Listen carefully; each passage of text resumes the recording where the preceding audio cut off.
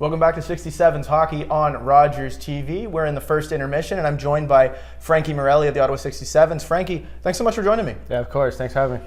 So when you first came into the league, you had a lot of guys ahead of you like Pavel Mintyukov, Jack Batier, who sort of showed you the way. And now that you're an older player, what did you learn from them that you're teaching to some of these younger guys? Yeah, those two players are phenomenal. One's playing in the NHL, one's playing in the AHL. They're both leaders off the ice and on the ice. That was a big thing I saw, and they brought it every day. They came to practice ready.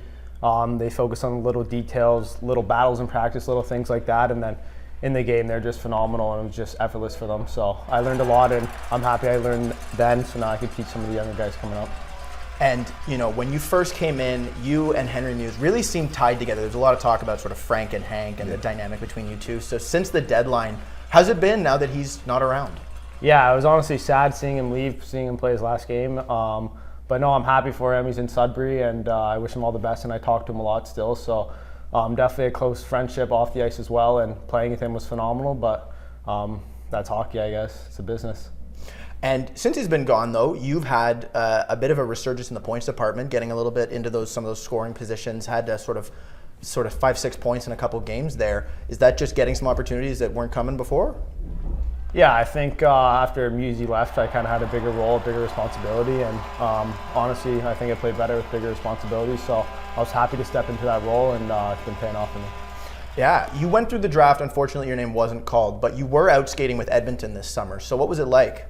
That was super awesome for them to have me out and to be in Penticton with the team.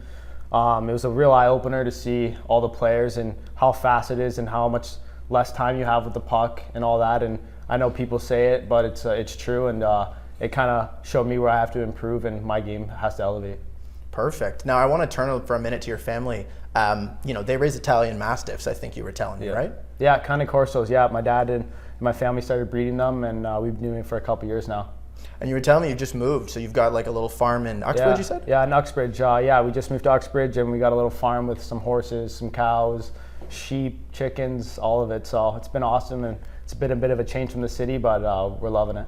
A bit of a country boy then now? Are you getting into the new sort of farm chores and stuff? Yeah, I get into it now, yeah. Is it a good training regimen for the off-season sort of stuff? It is actually, yeah, it's super hard, yeah. Perfect, I'd love to hear it. All right, so looking ahead for this team, obviously you're in a tough playoff race at this point in the season. You're battling for 8th. Where do you guys need to find small improvements to win that final spot in the East? Yeah, I think for most part of their games, like our first periods are always good and we come out ready to play. I think just playing the full 60, and I think when teams score on us or we get down in games, just being resilient and being able to battle through that and kind of play that full 60, I think that's the biggest thing for us. You've got a couple more matchups against Oshawa this season, and I know that's a special one for you. Your cousin Luca plays over there, as well as Owen Griffin, a good friend of yours, so that's got to be fun to go play them. Yeah, it's always awesome playing them, especially in Oshawa with my family there and beating them. It's a good feeling.